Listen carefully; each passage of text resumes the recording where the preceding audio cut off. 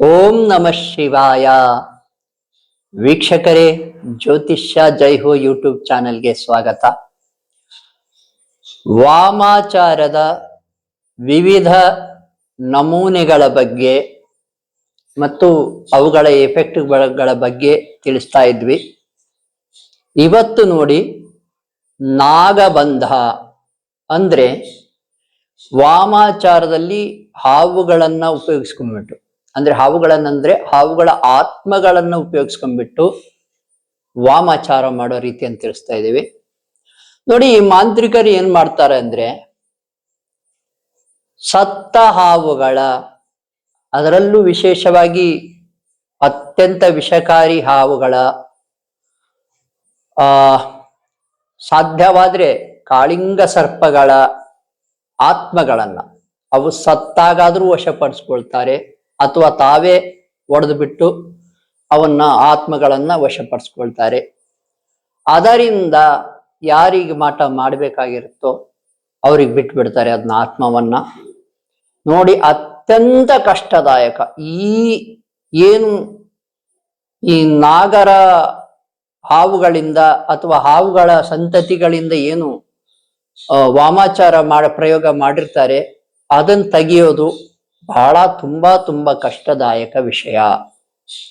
ಅಷ್ಟೇ ಅಲ್ಲ, ಯಾರಿಗಿದು ತಾಗಿರುತ್ತೆ, ಯಾರು ಮಾಟ ಮಂತ್ರಕ್ಕೆ ಒಳಪಟ್ಟಿರ್ತಾರೆ ಈ ರೀತಿಯಿಂದ ಹಾವುಗಳ ಆತ್ಮಗಳಿಂದ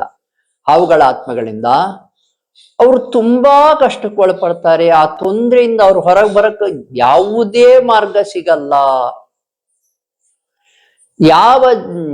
ಏನು ಮಾಂತ್ರಿಕನ ಹತ್ರ ಹೋಗಿ ತಗ್ಸಕ್ ಹೋದ್ರು ಅವನಿಗೂ ಗೊತ್ತಾಗಲ್ಲ ಇನ್ ಹೆಂಗ್ ತೆಗಿಬೇಕಂತ.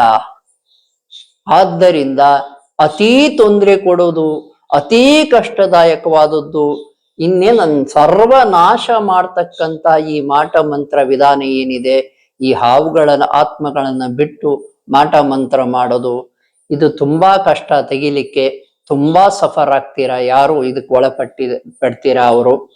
ಇದನ್ನ ತುಂಬಾ ಕೇರ್ಫುಲ್ ಆಗಿರ್ಬೇಕು. ಮತ್ತೆ ಇದಕ್ಕೆ ಏನ್ ಮಾಡ್ಬೇಕು ಅಂದ್ರೆ ನೋಡಿ, ಈಶ್ವರನ ಮಹಾಕರುಣೆ ಪಡೆಯಬೇಕು. ನಮ್ಮ ಯೂಟ್ಯೂಬ್ ಚಾನೆಲ್ನಲ್ಲಿ ಏನು ಅಪ್ಲೋಡ್ ಮಾಡಿದ್ದೇವೆ ಮಂತ್ರಗಳು, ಆದಿಶಕ್ತಿಯ ಮಂತ್ರಗಳು, ಪದೇ ಮಾಡೋದ್ರಿಂದ ಈಶ್ವರನ ಮಹಾಶಕ್ತಿ ತಗೊಳ್ಳೋದು ಹೇಗೆ ಅಂತಂದೇಳಿ ಹಿಂದಿನ ವಿಡಿಯೋಗಳಲ್ಲಿ ತಿಳಿಸಿದ್ದೇವೆ. ಆ ಶಿವಲಿಂಗಕ್ಕೆ ಪೂಜೆಯನ್ನ ಸಲ್ಲಿಸಿ ಒಂದು ಮಹಾಶಕ್ತಿಯನ್ನು ಪಡ್ಕೋಬಹುದು. ಶತರುದ್ರಾಭಿಷೇಕ ನಡೆಸುವುದರಿಂದ, ಒಂದೇ ಶತರುದ್ರಾಭಿಷೇಕ ಮಾಡಿದ್ರು ಸಾಕ, ಇಲ್ಲ, ಪದೇ ಮಾಡ್ತಾ ಇರಬೇಕು. ಮಾಡಿ ಒಂದು ಶಕ್ತಿಯನ್ನು ಗಳಿಸಿದಾಗ ಈ ಯಾವುದೇ ರೀತಿ ವಾಮಾಚಾರ ಆಗಿದ್ರು ಆ ವಾಮಾಚಾರ ನಿವಾರಣೆಗೆ ಮೊದಲು ಈಶ್ವರ ಶಕ್ತಿ ಕೊಡ್ತಾನೆ, ಆಮೇಲೆ ತಂತಾನೆ ದಾರಿ ಸಿಗುತ್ತದೆ. ಅಥವಾ ಆದಿಶಕ್ತಿಯ ಮಂತ್ರಗಳನ್ನು ಧ್ಯಾನಿಸಿ ನಿಮ್ಮ ಇನ್ಸೈಡ್ ಶಕ್ತಿಯನ್ನ ಹೆಚ್ಚಿಗೆ ಮಾಡಿಕೊಂಡ್ರೆ ಅವಾಗೂ ಕೂಡ ದಾರಿ ಸಿಗುತ್ತದೆ. ಅದೆಲ್ಲಕ್ಕಿಂತ ಮುಖ್ಯವಾಗಿ ನಿಮ್ಮ ಮೂಲ ಕರ್ಮವನ್ನು ನಿವಾರಣೆ ಮಾಡಿಕೊಂಡಾಗ ತಂತಾನೆ ದಾರಿ ಸಿಗುತ್ತದೆ. ಈ ಆತ್ಮಗಳನ್ನು ವಶಪಡಿಸ್ಕೊಳ್ಳೋದು ಅಂತ ಪದ ಉಪಯೋಗಿಸಿದ್ವಲ್ಲ ನೋಡಿ, ಒಬ್ಬ ಮಾಂತ್ರಿಕ ಇದ್ದಾನೆ, ಅವನು ಏನ್ ಮಾಡ್ತಾನಪ್ಪ ಅಂದ್ರೆ, ಯಾರಾದ್ರೂ ಆ ಊರಿನಲ್ಲಿ ತೀರಿ ಹೋಗಿದ್ರೆ, ಅಂದ್ರೆ ಸತ್ತೋಗಿದ್ರೆ ಅವ್ರ ಮನೆಗೆ ಸುಮ್ಮನೆ ಹೋಗ್ತಾನೆ, ಮನೆ ಹೊರಗಡೆ ನಿಂತ್ಕೊಂತಾನೆ. ಆ ಆತ್ಮವನ್ನ ವಶಪಡಿಸ್ಕೋಬಹುದಾ ಅಂತ ನೋಡ್ತಾನೆ. ಆಲ್ಮೋಸ್ಟ್ ಆಲ್ ಅವನು ಆ ಆತ್ಮವನ್ನ ವಶಪಡಿಸ್ಕೊಂಡೇ ಬಂದು ಇದೇ ಕೆಟ್ಟ ಕೆಲಸಗಳಿಗೆ ಬಳಸ್ತಾನೆ. ನೋಡಿ, ಈ ಎಲ್ಲಾ ಕೆಟ್ಟ ಬುದ್ಧಿಯನ್ನ ಅವ್ರು ಬಿಟ್ಬಿಟ್ರೆ ಒಳ್ಳೇದು. ಯಾಕಂದ್ರೆ ಭಗವಂತ ಒಂದು ದಿನ ಅವ್ರಿಗೆ ಹೊಡೆದೇ ತಿರ್ತಾನೆ. ಮತ್ತೆ ಯಾರು ಮಾಟ ಮಂತ್ರ ಮಾಡಿಸ್ತಿದ್ದಾರೆ ನಿಮಗೆ, ಶತ್ರುಗಳಿಗೆ, ಅವರಿಗೆ ಶಿಕ್ಷೆ ಇಲ್ವಾ ಅಂದ್ರೆ ಇದ್ದೇ ಇದೆ. ಯಾವಾಗ ನಿಮ್ಮ ಶಕ್ತಿ ರೈಸ್ ಆಗುತ್ತೋ ನೋಡಿ, ನಮ್ಮದೆಲ್ಲದು ಸಾತ್ವಿಕ ಶಕ್ತಿ, ಭಗವಂತನ ಆಶೀರ್ವಾದದಿಂದ ಗೆಲ್ಲೋದು ಹೇಳ್ಕೊಡ್ತೇವೆ ಹೊರತು ಏನು ಕುಂಬಳಕಾಯಿ ಮಾಡ್ರಪ್ಪ, ನಿಂಬೆಹಣ್ಣು ಮಾಡ್ರಪ್ಪ ಅಂತ ನಾವು ಹೇಳ್ಕೊಡಲ್ಲ. ಅದನ್ನ ಬಲಿ ಕೊಟ್ಟು ಮಾಟ ಮಂತ್ರ ನಿವಾರಣೆ ಮಾಡ್ತಾರಲ್ಲ, ಆ ಸ್ಟೈಲ್ ನಮ್ದಲ್ಲ. ಅತ್ಯಂತ ಒಳ್ಳೆ ದಾರಿಯಲ್ಲಿ ಭಗವಂತ ಮೆಚ್ಚುವ ರೀತಿಯಲ್ಲಿ ಪರಮಾತ್ಮನ ಆಶೀರ್ವಾದದಿಂದ ಈ ಮಾಟ ಮಂತ್ರವನ್ನ ನಿವಾರಿಸಲಿಕ್ಕೆ ನೀವು ಹೇಗೆ ಶಕ್ತಿ ಪಡ್ಕೋಬಹುದು ಅಂತ ನಮ್ಮ ಯೂಟ್ಯೂಬ್ ಚಾನಲ್ ಅಲ್ಲಿ ತಿಳಿಸ್ತಾ ಇದ್ದೇವೆ. ಇದೇ ನಮ್ಮ ಮೂಲ ಉದ್ದೇಶ. ಎಲ್ಲರೂ ಸಾತ್ವಿಕ ದಾರಿ ಕಡೆಗೆ ನಡೆಯಬೇಕು, ಈಶ್ವರನ ಕಡೆಗೆ ನಡೆಯಬೇಕು, ವಿಷ್ಣು ನಾರಾಯಣನ ಕಡೆಗೆ ನಡೆಯಬೇಕು, ಆದಿಶಕ್ತಿಯಾಗಿ ಪೂಜೆ ಸಲ್ಲಿಸಬೇಕು ಅನ್ನೋದು ನಮ್ಮ ಆಶಯ. ಭಕ್ತಿಯ ಕಡೆಗೆ ನಿಮ್ಮನ್ನು ನಡೆಸಿ ಅದರಿಂದ ಶಕ್ತಿ ಪ್ರಾಪ್ತಿಯನ್ನು ಮಾಡಿ ಯಾವ ತೊಂದರೆಯೂ ಇಲ್ಲದಂತೆ ನಿಮ್ಮ ಬದುಕು ನೆಮ್ಮದಿಯಿಂದ ಸಾಗುವಂತೆ ಮಾಡುವುದೇ ನಮ್ಮ ಮೂಲ ಉದ್ದೇಶ, ಯೂಟ್ಯೂಬ್ ಚಾನಲ್ನ ಉದ್ದೇಶ.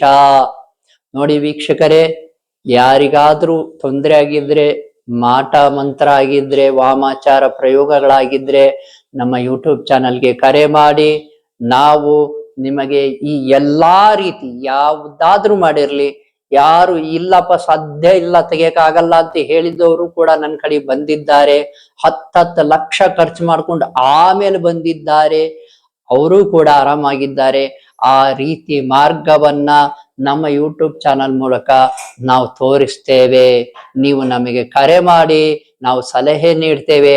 ಅದ್ರ ಮೂಲಕ ಏನ್ ಹೇಳಿರ್ತೇವೆ ಅದನ್ನ ಪಾಲಿಸಿ ನೋಡಿ. 1 ದಿನಕ್ಕೆ ಅಥವಾ 1 ತಿಂಗಳಿಗೆ ಶಕ್ತಿ ಬರಲ್ಲ, 6 ತಿಂಗಳಿಗೆ ಬರ್ಬೋದು, ವರ್ಷಕ್ಕೆ ಬರ್ಬೋದು, ಅಥವಾ ನಿಮ್ಮ ಶಕ್ತಿ ಇದ್ರೆ 1 ದಿನಕ್ಕೂ ಬರ್ಬೋದು. ಕರ್ಮ ಕಳೆಯುವ ವಿಧಾನ ತಿಳಿಸ್ತೇನೆ, ಶಕ್ತಿ ಪಡೆಯುವ ವಿಧಾನ ತಿಳಿಸ್ತೇನೆ, ಆರ್ಥಿಕವಾಗಿ ಹೇಗ್ ಆಗ್ಬೇಕು ಅಂತಾನೂ ತಿಳಿಸ್ತೇನೆ.